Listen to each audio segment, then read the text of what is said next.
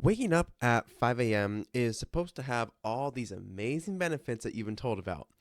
However, after waking up at 5 a.m. for the past 4 years, here are 4 lessons that you can take away from my experience. So, keeping everything simple, let's dive right in.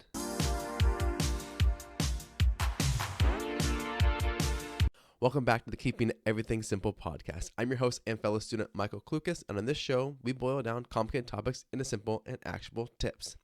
So, again, you probably have heard, and just like this uptick in people who wake up at 5 a.m., who claim that that is the path to success and the path to getting things done in life. And I'm going to be honest with you, before I even get into everything else, it is a very overhyped sentiment. And I can say this as, again, someone who's been waking up at 5 a.m. for the past 4 years.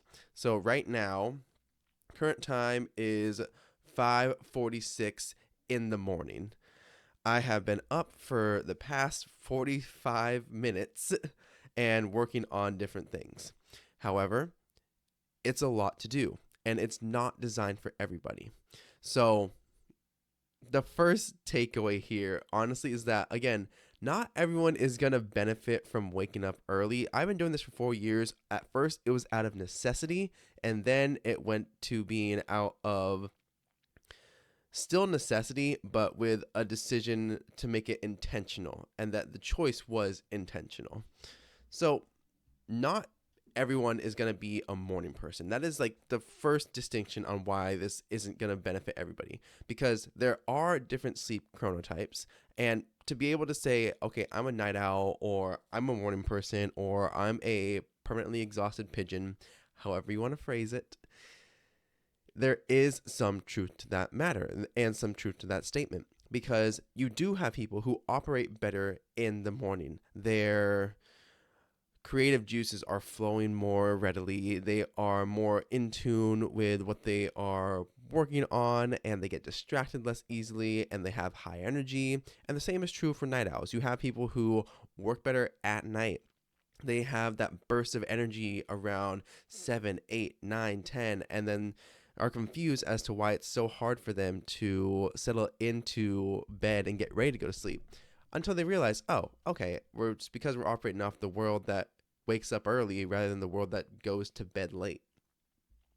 But that's what makes it important to understand that not everyone's going to benefit from trying to go to bed early and then wake up at 5 a.m. to get a bunch of things done, because that's not designed for everyone's success. The second point here is then that while this doesn't benefit everybody, it's also not a one-size-fits-all prescription. For some people, it's called like giving the best hour. You don't want to give your best hour of your morning to, say, just your work. If you have a passion or a project that you're working on, you want to be able to still dedicate your best hour towards your own progress and your own fulfillment. And so for myself, that's partly where this waking up early comes in.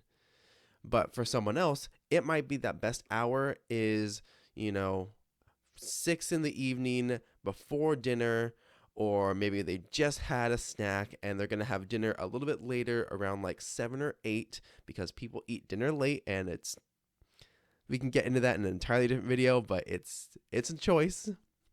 But you have people that maybe the best hour is going to happen later in the day, and that's okay. And that's a good thing if they're able to recognize, okay, this isn't a one size fits all. So I should try to adjust when I'm going to try to be as productive as possible. And then the biggest problem here is, again, not everyone benefits from it because it is so overhyped. You're going to go on to different podcasts. You're going to go on to just different videos and see people testing it out, see people questioning and wondering, is this really the best, most optimal thing to do? So that way I can get things done. I can make progress on my business. I can make progress on my book. I can get a workout in. And all of this stuff is subjective. So it can be very overhyped when someone tells you, hey, this is the one size fits all. It's going to solve all your issues, and anyone can do it. Now, of course, anyone can do it, but honestly, not everyone should. because it's not going to be the best solution for everybody, because everyone's going to have different needs and different lifestyles that may lend themselves to a different solution that makes more sense for them. Again, after 4 years, I can tell you that it's not all it's cracked up to be. There is sacrifices you have to make. It's not always going to be fun, and there's going to be many, many days where you just want to crawl back into the sheets and go right back to sleep. So it's very overhyped, but it can be a very useful tool. And you just have to know how to apply it in the right situations and with the right reasons too. And real quick here, if you are enjoying this and find this helpful so far, make sure you leave us a like and subscribe on YouTube. That helps me out so much. Ring the notification bell so you know every time I upload a new episode. If you're listening to us on Spotify or another podcast app of choice, leave us a 5-star rating, and that really helps out this show and shares with other people just like you, and I really do greatly appreciate it. Okay, let's get back into this. So the next thing is that, like I said, it needs to have a purpose. That is the second lesson here, is that if you're going to do something that is more quote unquote extreme, it needs to have a distinct purpose. It needs to have a reason why you even want to do it to begin with. And so you shouldn't subject yourself to waking up early, like this early, without a reason, because once you do that, you're running off of internal willpower only. You are running off of fumes at times of, I gotta do this. I've been made this choice for some reason, and I just don't have a full set reason as to why, but I have to make it work. And that gets exhausting because we have a finite amount of willpower that we can draw from throughout the day. We have a finite amount of choices we can make throughout the day, and not have it be so mentally taxing and draining. And if you're making one of the first ones as a struggle to get out of bed, a struggle to actively wake up, get started on something, and then start the rest of your day, that is a tough decision to make without some larger purpose behind it, without some fuel to drive you to make that choice. And so it needs to have a purpose first and foremost. And along that lines, like, it might sound cool just overall, but you have to discover why it sounds cool to you. Is it the allure that people have talked about on podcasts of all the things they get done before the rest of the world wakes up? That can be interesting. Or is it the extra productivity that they get done on a certain project that they know they want to really be proud of in the future? So if it sounds cool, then that could be an inkling of itself that this might be interesting to you, but you have to test it out. And you have to still have a reason behind it beyond just the fact that the optics around it look nice, or the label of I wake up at 5 a.m. sounds nice. Because I can tell you with certainty that my wife, every time that she tells someone that we're meeting that I wake up at 5 a.m., it's not with a label of, yeah, check him out, he can do that. It's yeah, check this jerk out. Every time he gets up and I have to either get woken up by it or ignore him and roll back over and go to bed. And that's a very important distinction, because when you are having this lifestyle where you are, again, subscribing to this label of waking up at 5 a.m., it might be cool to you. But if you're on your own, then it's just cool to you. It impacts other people once you actually get to different points in your life. So you have to decide, is this really the reason, or is there really a deeper purpose behind it that makes it worth it? And then suffering for the sake of suffering gets you nowhere. And under this having no purpose, if you don't give it a purpose, then you truly are just subjecting yourself to a hardship without any clear indication as to what the payoff, what the reward, what the benefit is going to be. And that's kind of important for doing a hard thing. We take these risks, we take these chances on harder either tasks or habits and routines because we believe there's going to be some benefit to it. Like, I'm going to use ice bath as an example here, where it's not proven to have a whole host of benefits. Currently, more research needs to be conducted, but as a whole, subjecting yourself to that hard thing makes sense to us as okay, I'm going to get the hard thing out of the way first. I'm going to do the hard thing first. But usually it's for the larger goal of, okay, it's going to give me clarity. It's going to help me get my head in the right space because I'm starting the day off on the right foot. And that is suffering with a goal. But if you are just suffering for the sake of suffering and not having some larger plan in place or some larger hope and goal in place, then it's just not going to yield the benefits you think it's going to. And again, that's why I've been waking up 5 a.m. for the past 5 years or 4 years here. At first, it was necessity. At first, it was because I needed to get to work on time, and shift started at 5 a.m. And then now it's been I want to lose weight and work on my personal projects. So I need to wake up at 5 a.m. because I don't have time otherwise with working 9 to 5 and then still being a newlywed and getting life together with my wife. So the larger purpose is dedicated around finding time to work on myself and work on my projects so I can dedicate my husband time later on in the evenings and the afternoons when I'm home from work. The other lesson here, so lesson 3 is don't be so rigid. Now, I put it this way because you can get your optimal amount of sleep. So that's on average between 6 to 9 hours. It's going to differ for everybody, but that tends to be the general range. And if you're choosing to wake up at 5 a.m., you have to make a certain choice. When are you going to go to bed? What is your bedtime routine going to look like? Because we will over-index on the morning routine. We'll over-index on, hey, I wake up at 5 a.m., I instantly do a cold plunge, and then I sit and journal for 10 minutes, 20 minutes, and then after that, I'll break into a 10-minute meditation. And then after that, if the sun's starting to rise, I will go stare into the sun for another 10 minutes and burn my retinas. And I'm being over dramatic here for obvious reasons, but the point here is don't be so rigid in the fact that you lose out on those 6 to 9 hours, whatever you personally need to feel your absolute best. Now, of course, there is some, I would say evidence to suggest if you are trying to maintain a certain sleep style, certain sleep habit, then waking up at the same time every single day, regardless of the amount of sleep you get, can be beneficial. But in the long term, you want to ensure that you are getting your optimal amount of sleep over choosing a distinct time to wake up. That's kind of the conclusion I've come to within my personal life. And that's just anecdotal. So again, personal experience there. Take that how you will.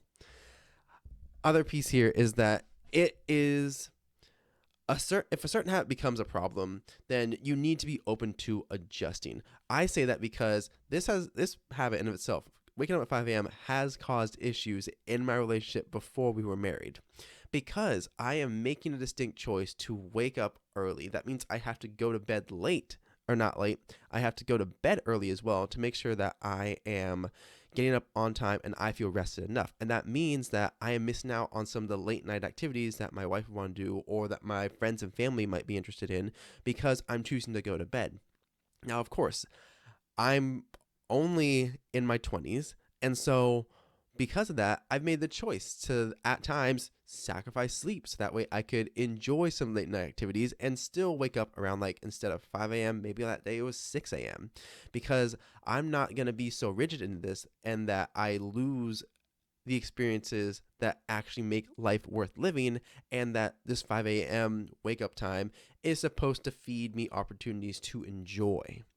And you might desire the title of 5 a.m. club or I joined the Rock's early wake up time, but it might not be worth the trouble for a season of life. And I say this in terms of consider if you are married and you want to have kids and you are you've had your first kid, and for those of you who don't plan to have kids, maybe you get a puppy. That is my closest comparison I can come up with that makes sense for this example. So follow with me here. When you have something else that depends entirely on your ability to keep everything straight, the ability to be responsive, the ability to be empathetic, the ability to be ready for any present moment, you are going to have to give up sleep. You're going to have to be ready to drop anything at a moment's notice. You're going to have to be able to get up in the middle of the night. You're going to have to be able to be there. And that's going to impact your ability to wake up at 5 a.m. and maintain that level and that lifestyle. And for obvious reasons that it should. If you have a kid, maybe they need late night feedings. If you have a puppy, maybe they need to be let out at night so that way they can go use the restroom. But the important thing here is that if this habit becomes a problem, and if just the desire for the title is what you're working off of, it's not going to matter during certain seasons where you can't actively do it. When I was getting ready for the wedding, and as my wife and I were getting ready to be married, I was actively having to choose, okay, I want to wake up at 5 a.m., but that's not what's needed right now. I need to get enough sleep. I need to then be present with my wife or my fiance at the time to make sure that the wedding planning is going smoothly. And of course, because I was so problematic with the habit, this became a later conversation rather than an earlier conversation, which it should have been, hindsight being 2020. But for some seasons, you're not going to be able to maintain this, and that is okay. Don't beat yourself up for it, but instead adjust, and then when you can get back into it if it still has a place in your life. And the final lesson here is that your seasons of life will change your needs. And it's so important that we actively recognize that, because you might have this perfect morning routine for when you're in your 20s. But then once you get into your 30s and your 40s, you're realizing, okay, wow, I don't have that same energy. I don't have that same internal battery that allows me to keep going when I don't need to.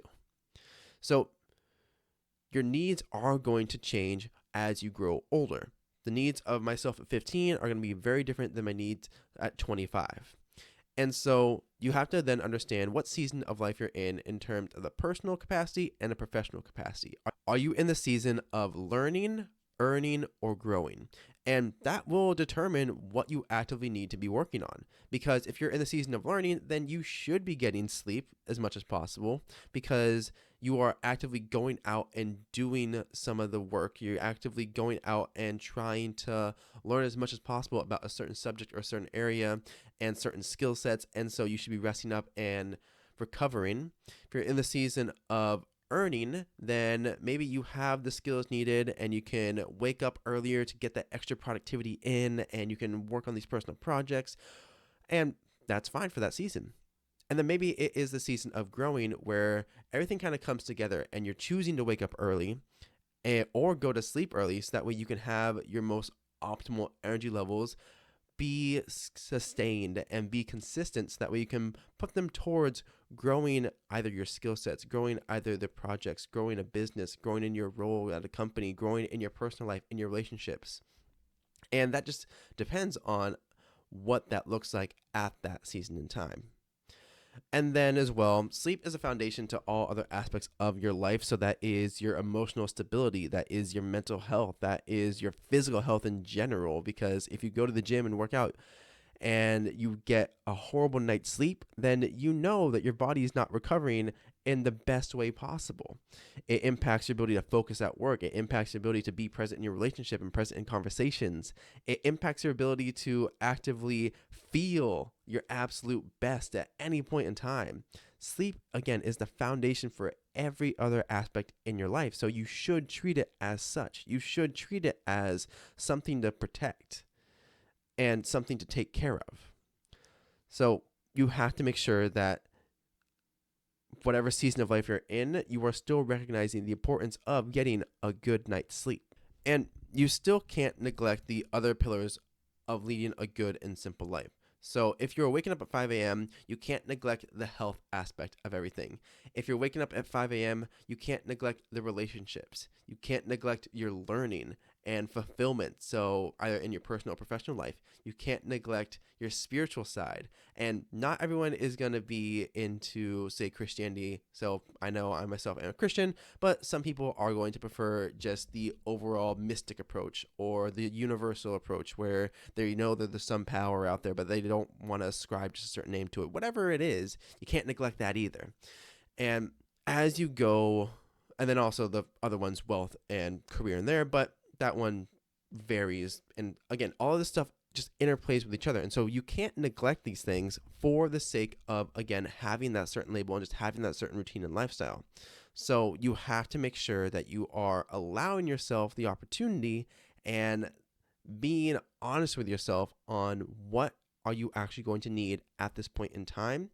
So that way, the pillars of a good life are all being worked on and all being built up in a way that actually helps you lead the life that you want in a way that you want as well.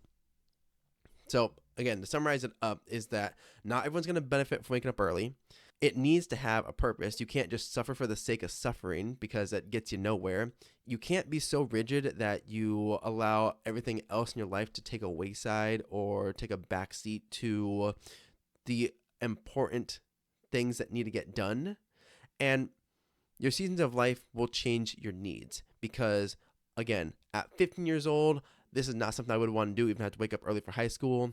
But here at 20, in my mid 20s, so 24, 25 and a week here, then the needs I have now are going to be vastly different, and that is a good thing. But the needs have changed. So overall, this is not something that is going to be the right solution for everybody. If someone tells you it's a one-size-fits-all solution, then they're wrong. But if someone tells you that, hey, this might be good for a season of life, but you need to actively consider what you're giving up and exchanging for it, then that's the right way to approach it. So I encourage you, if this is something that you're interested in, try it for a week. Try it for a month, whatever you're actively going to take interest in, but give it a purpose, give it a reason. Maybe you're going to wake up that month at 5 a.m. and go to the gym so that way you have time in the afternoon and don't have to work out in the afternoon. Maybe you're going to take that time to read in the morning. Maybe you're going to take the time to journal. Maybe you're going to take that time to sit in your office and film a podcast because that's what happens. But ultimately, give it a goal, give it a purpose, and then test it out. Don't just dive into that lifestyle and assume that it's going to fix everything. It needs to have a larger reason behind it, and that's what you need to find and figure out if it's right for you. But with that, don't forget to like and subscribe if you're watching us on YouTube. If you're listening to us on a podcast app of choice, make sure you leave us a 5-star rating and a follow. But remember to keep everything simple. Have an amazing day, you amazing people, and go out there and do great things. See you next time.